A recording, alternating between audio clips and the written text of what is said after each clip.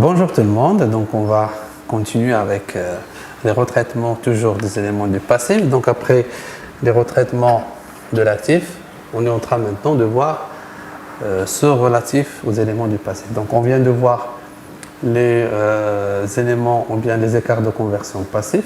Maintenant le deuxième point dans le cadre de ces retraitements qui touchent le passif, on va voir la prise en considération de l'impôt latent sur certains postes du passif. Alors, il s'agit exactement des subventions d'investissement, c'est le poste 131, les provisions réglementées et les provisions pour risques et charges. Alors, tous ces comptes, ou bien ces postes, se retrouvent bien évidemment dans la classe 1 et également nous avons la classe 4 pour les provisions, ou bien les autres provisions pour risques et charges.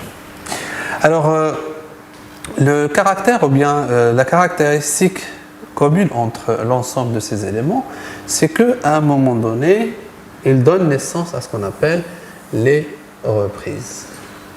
Et comme vous savez, les reprises font partie de ce qu'on appelle la classe 7. Donc la classe 7, ou bien les reprises, se retrouvent dans la classe 7. Et qui dit la classe 7, ça veut dire les produits. Bien sûr, pas au moment de leur enregistrement, mais c'est par la suite. Alors, je vais vous donner un exemple, celui des subventions d'investissement et également celui des provisions pour risques et charges.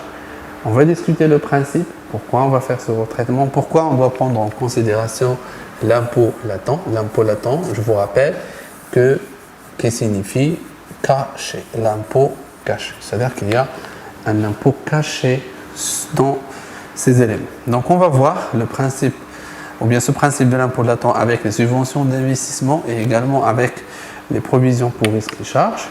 Pour les provisions réglementées et également, surtout pour les provisions réglementées, on ne va pas discuter leur principe parce que ça a un rapport avec l'amortissement dérogatoire, donc il faut revoir tous ces éléments, mais le principe de retraitement est le même.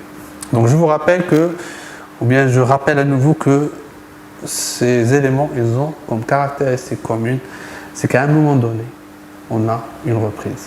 Et les reprises sont comptabilisées dans le produit. Par la suite, je vais vous expliquer pourquoi il y a de l'impôt dans ces éléments. Alors, on va tout simplement voir le principe, l'exemple des subventions d'investissement.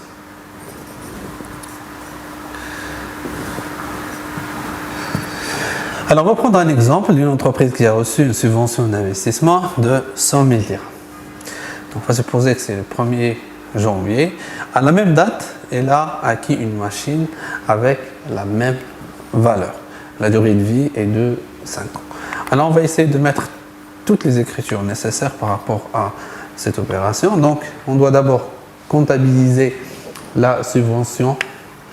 Et le compte, elle est dans le compte 1311, donc subvention d'investissement reçue. Bien sûr, c'est un moyen de financement, c'est pourquoi il existe dans la classe 1 financement permanent. Une subvention, ça sert tout simplement à financer votre activité ou bien votre matériel. Mais là, on parle des subventions à caractère particulier, c'est-à-dire celui des investissements, subventions d'investissement. Autrement dit, c'est des subventions pour réaliser un investissement. Et qui dit investissement comptablement, c'est la classe 2. C'est-à-dire qu'avec cet argent, je vais acheter des immobilisations. Ça, on va le voir après. Donc, subvention d'investissement veut dire que son objet, c'est de financer l'acquisition d'une immobilisation. Donc, une immobilisation existe dans la classe 2, parce que le terme investissement, ça c'est entre parenthèses, signifie comptablement la classe 2. Sinon, il y a d'autres subventions qui ne sont pas prises en considération dans le cours, c'est les subventions d'exploitation par exemple, ou bien les subventions d'équilibre. Mais ces deux subventions touchent les éléments de produits, ce sont des éléments de produits. Ils sont considérés comme des produits parce qu'ils ont une relation avec l'activité, avec la subvention de l'activité de l'entreprise et non pas la subvention des investissements. Donc là, on parle d'un cas un petit peu particulier. Donc je viens de dire que les subventions d'investissement, elles sont créditées avec leur montant et en contrepartie, on reçoit un chèque de trésor. Donc s'il s'agit d'une subvention reçue par ou bien de l'État, donc on reçoit tout simplement un chèque ou bien un chèque de trésor public, donc qu'on encaisse dans la banque. Donc on va mettre l'argent dans notre banque, donc on va tout simplement débiter le compte banque. Voilà la première écriture. Donc on a supposé que à la même date, c'est-à-dire la même journée, on a acheté un matériel. Donc j'essaie un petit peu de mettre les dates d'une façon un petit peu théorique pour tout simplement ne pas discuter les prorata à la fin et de prendre l'année en entière.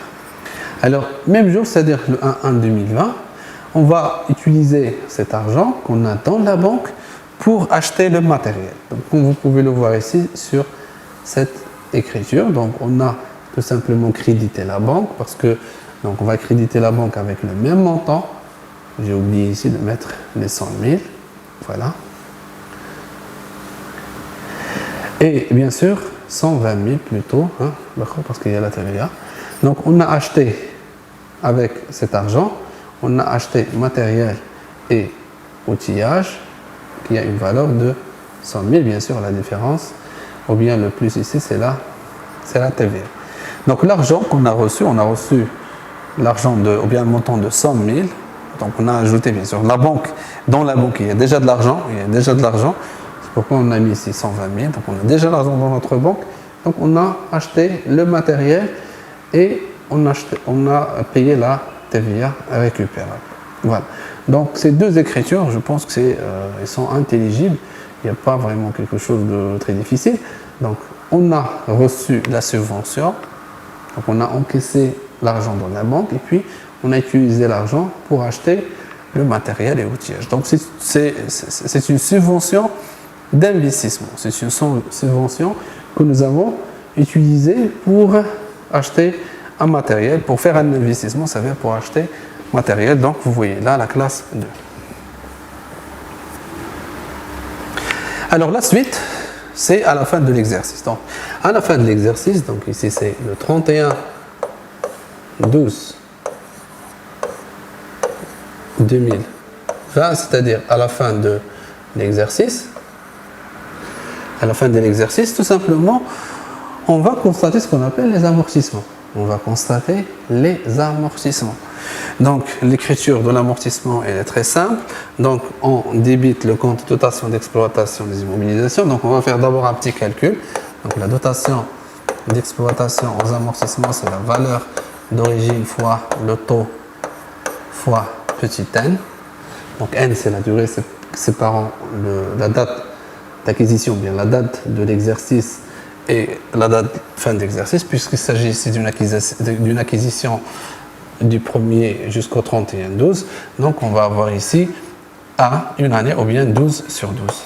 12 mois sur 12 mois. Donc n sur 12 ici.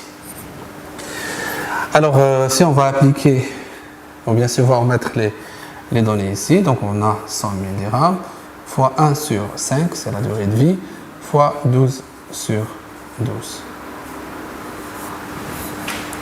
Donc tout simplement, ça nous fait 20 000 dirhams.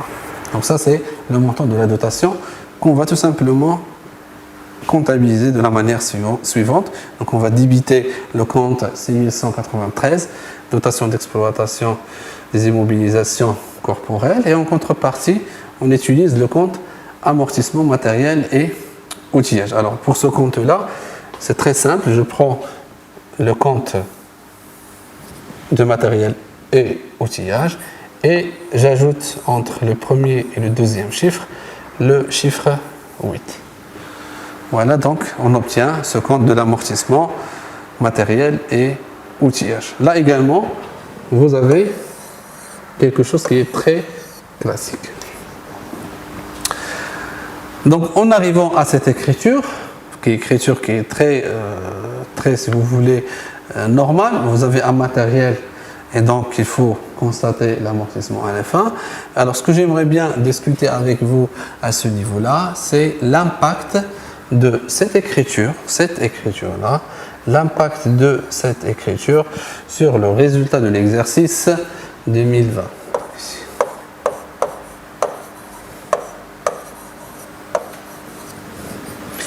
Alors je vous rappelle que je vous ai déjà dit que pour savoir ou bien comprendre est-ce qu'il y a un impact, il faut vérifier l'existence de la classe 6 et de la classe 7.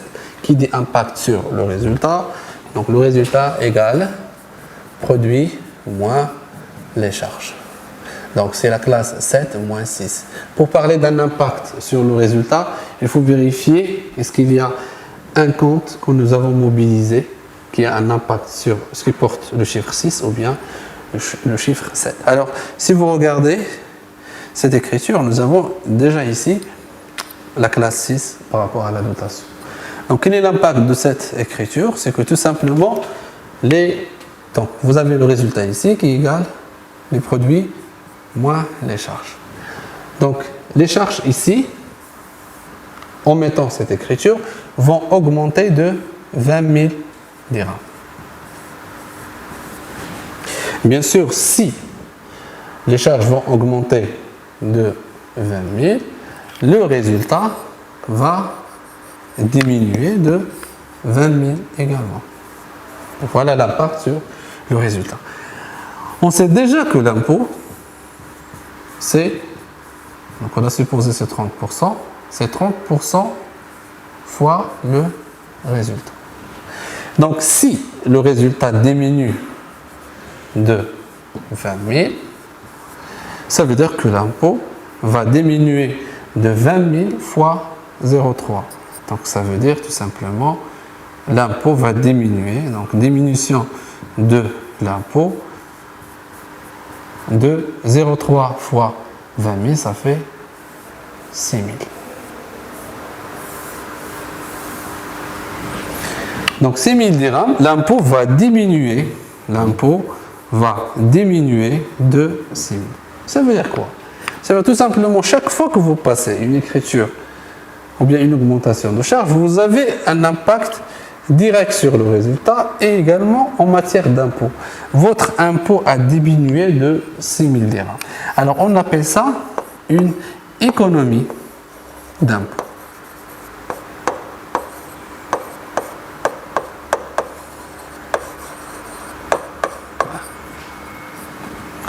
Donc, en passant une écriture sur la dotation, vous faites une économie d'impôt de 6 000 dirhams.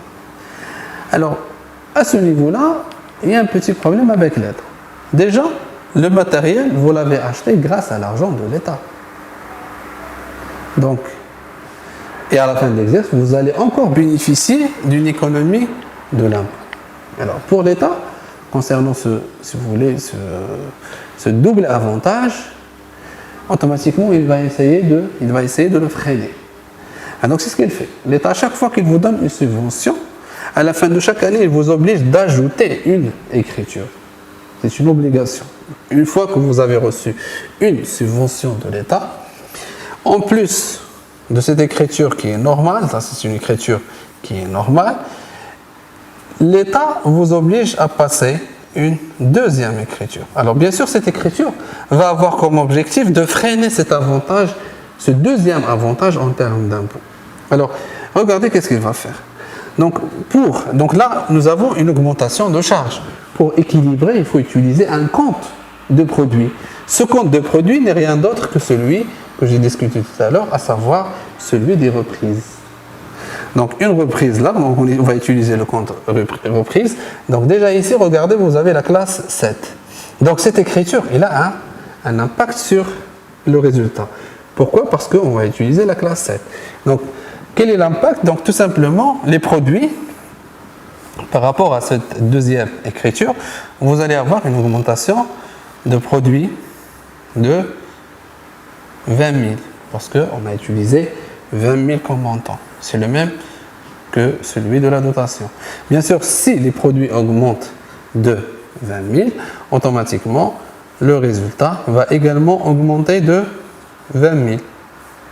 Augmentation de résultat de 20 000. On sait que l'impôt, c'est 30% fois les 20 000. Donc, l'impôt va tout simplement augmenter de 0,3 fois 20 000. Automatiquement, on aura ici un impôt supplémentaire de 5 000. Et avec cette écriture, déjà, l'État vous a bloqué en termes d'économie d'impôt. L'État sait très très bien que lorsque vous allez passer une écriture sur la dotation d'exploitation, vous allez bénéficier d'une économie d'impôt. Donc afin de freiner ce double avantage, parce que vous a déjà donné la subvention, il vous oblige à passer une écriture qui a un impact inverse, qui veut tout simplement contrecarrer ce deuxième avantage. Et là, vous pouvez le remarquer, même si vous allez passer maintenant cette écriture, vous allez réaliser une économie d'impôt, avec cette deuxième écriture, vous allez avoir une augmentation de l'impôt suite à l'augmentation de résultats. Et avec cette technique, l'État vous empêche de réaliser des économies d'impôt sur un bien qui a été financé par son argent. Voilà l'objectif, si vous voulez, de cette deuxième écriture. Alors bien sûr, en contrepartie, on utilise un compte qui existe dans la classe 1, à savoir celui des subventions d'investissement inscrites au CPC. Alors jetez un coup d'œil sur ce compte-là qui existe dans la classe 1. Alors par rapport à ce deuxième compte, j'aimerais bien que vous faites une petite remarque, parce que ce compte-là, il existe dans la classe 1, et malgré ça, il a été débité. Il a été débité. Ça veut dire que finalement, ce montant de 20 000 va venir en diminution. De compte subvention d'investissement reçu. Donc, je ne vais pas entrer dans ce détail. L'essentiel de retenir, c'est par rapport à l'impact de la reprise, à l'impact de la reprise qui nous permet d'augmenter les produits, d'augmenter le résultat et donc d'augmenter l'impôt et d'empêcher l'entreprise de bénéficier d'un double avantage sur la subvention et également sur cette écriture relative à l'amortissement. Alors, maintenant la conclusion, qu'est-ce qu'on peut comprendre à travers tout ça? Alors maintenant, si je vous pose la question, combien l'État a donné réellement à l'entreprise en termes d'argent? Donc vous allez me répondre 100 000. Donc on a l'impression qu'on a reçu 100 000 de l'État. La réponse n'est pas juste à 100%. Pourquoi? Parce que c'est vrai, on a reçu de l'État 100 000. Ça c'est comptablement. Mais on sait que par la suite, on va payer, on va rembourser sous forme d'impôt 30% de ce montant. C'est-à-dire que ce montant contient 30% de l'impôt latent, de l'impôt caché. Et c'est la différence entre un comptable et un financier. Le comptable, il voit uniquement les chiffres qui sont apparents. Donc nous avons ici 100 000 dirhams, il vous dit qu'on a reçu 100 000 dirhams. Mais le financier sait très très bien que par la suite, on va faire une écriture de reprise qui va rendre une partie, 30% du montant à l'État. Donc il vous dit, bon attention, on n'a pas reçu 100%, 100 000 dirhams, mais dans les 100 000 dirhams, il y a 30% d'impôt caché. D'impôt caché, c'est pourquoi on appelle ça l'impôt latent. Maintenant, comment on va faire le retraitement? Alors le retraitement va se faire de la manière suivante. Donc, à partir du bilan, on va voir le montant. Si on a un montant au niveau des subventions d'investissement, on va mettre 30% sous forme d'impôt latent. Et puisque les subventions sont à long terme, on va utiliser dette moyen long terme. Et pour les subventions, pour le reste, c'est-à-dire 70%, c'est l'argent propre. On va le considérer comme argent propre. Alors, je vais voir avec vous un autre exemple, mais cette fois-ci avec donc, les provisions pour risques et charges. Alors, on va supposer que le 31/12/2019, une entreprise a constaté des provisions pour litige de 450 suite à un conflit avec un salarié. Donc, l'entreprise a un conflit avec son salarié. Donc, il l'a licencié par exemple. Donc, ce dernier la poursuit en justice. Donc, d'après l'avocat par exemple de l'entreprise, au 31/12/2025, c'est-à-dire d'ici 4 ans, bien 5 ans, on doit payer un montant de 450. Un montant de 450. C'est un risque, c'est une charge qui est probable, et selon le principe de prudence, on peut passer une provision. Bien sûr, l'écriture, elle est très classique, comme vous pouvez le voir. Donc, on utilise le compte provision pour risque et charge, comme vous l'avez vu et étudié en première année. Le compte ici, provision pour risque et charge, dans la classe U, toujours. Et puis, on va tout simplement débiter le compte dotation non courante, provision pour risque et charge durable. Bien sûr, il faut toujours voir l'impact de cette écriture sur le résultat. Vous le voyez ici. Donc, ici, qu'est-ce qu'on a fait? Je reviens à la formule suivante. On a produit moins les charges. Donc, là également, les charges vont augmenter de 450. Automatiquement, le résultat va baisser. Donc, si les charges augmentent, le résultat va baisser de 450. Donc ça, c'est l'impact direct sur le résultat. Et bien sûr, l'impôt également va baisser de 450 fois 0,3 ou bien 30%. Voilà, si vous voulez, l'impact de cette écriture. On n'a rien fait, mais avec une simple écriture, on a eu une économie d'impôt. Mais comme vous savez, après la réalisation de ce risque, ou bien après avoir devenu sans objet par exemple, on est censé de faire une écriture de reprise. D'accord? Supposons qu'en 2025, on a eu cette reprise. Donc, les reprises, je rappelle leur impact dans cette écriture, ça va avoir l'inverse, exactement l'inverse. C'est-à-dire que finalement, ce sont les produits qui vont maintenant augmenter de 450 et donc le résultat va augmenter de 450 et automatiquement l'impôt va augmenter de 450 fois 0,3. Mais ça, c'est dans le long terme. Alors, quelle est maintenant la lecture financière de tout ça? Pour le financier, une provision passée dans la classe 1, ou bien enregistrée dans la classe 1, ou bien dans la classe 4, à un moment donné, on va faire une reprise. C'est finalement déjà le montant ici contient un impôt. Un impôt futur, c'est un impôt latent. C'est un impôt latent. Il est caché. Dans le montant de 450, il y a un impôt qui est caché qu'on va payer par la suite. Donc, automatiquement, 450, son impact sur le résultat, donc 70% vont au niveau des capitaux propres et 30%, on doit les considérer comme un impôt latent. Bien sûr, quand on parle de capitaux propres, il y a une relation avec le résultat, ici.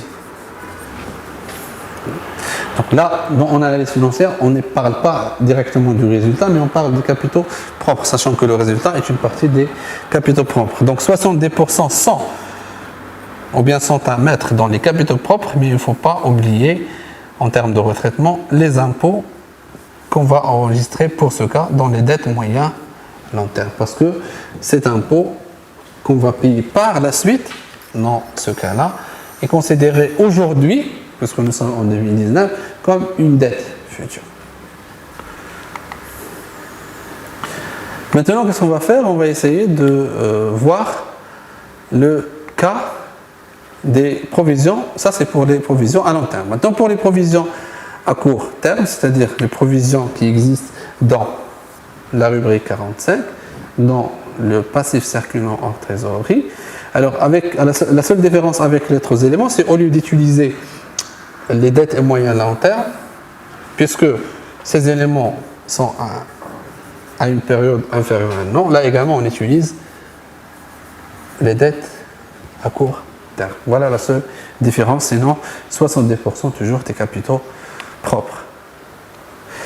Donc, long terme, on utilise dette moyen long terme pour l'impôt latent et le reste, c'est les capitaux propres. Alors maintenant, on va essayer de voir par rapport à notre étude de cas.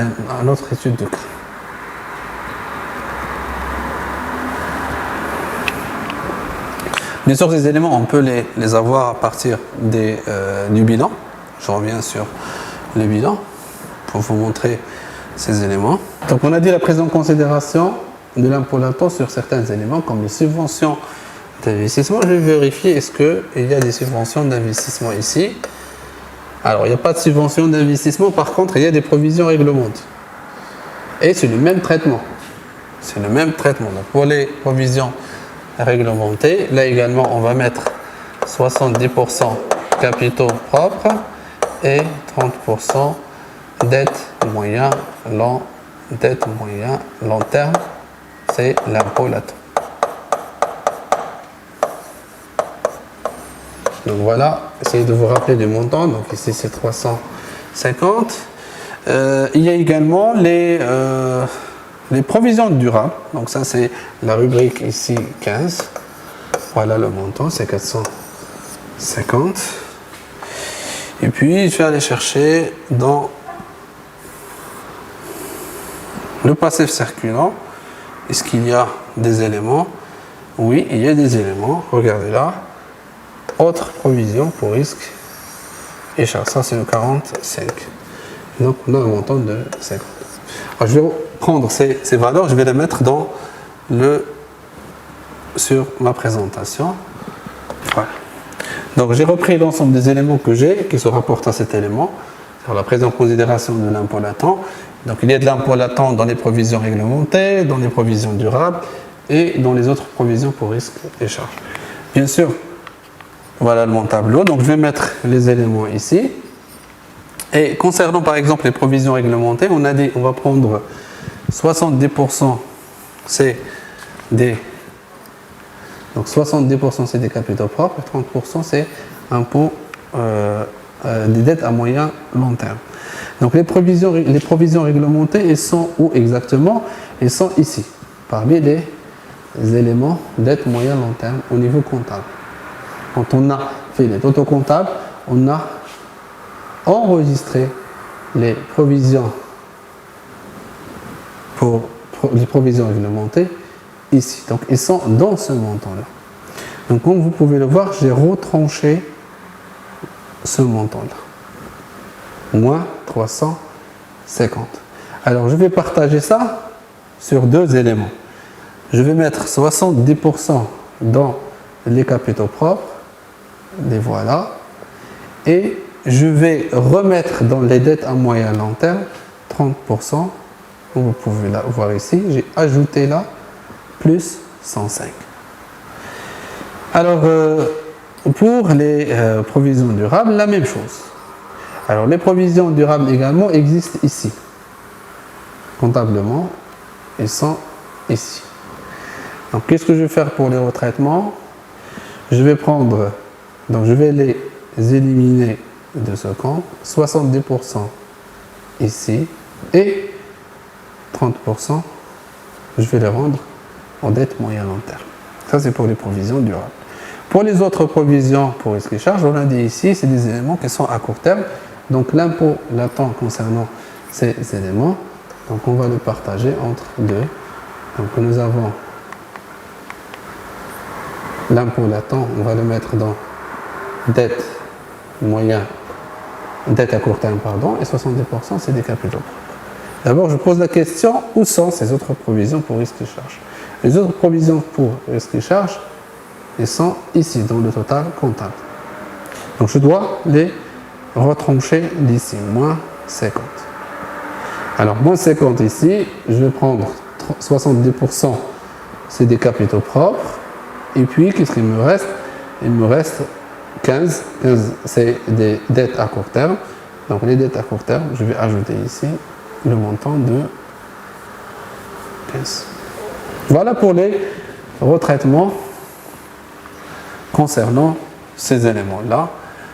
Donc, pour les subventions d'investissement, pour les provisions réglementées, pour les provisions durables, c'est le même retraitement. 30% pour les dettes moyen long terme, c'est l'impôt latent, et 70% c'est des capitaux propres. Pour les autres provisions pour risques et charges qui existent dans la classe 4, puisque c'est des éléments à court terme, 70% dans les capitaux propres et 30% comme des dettes à court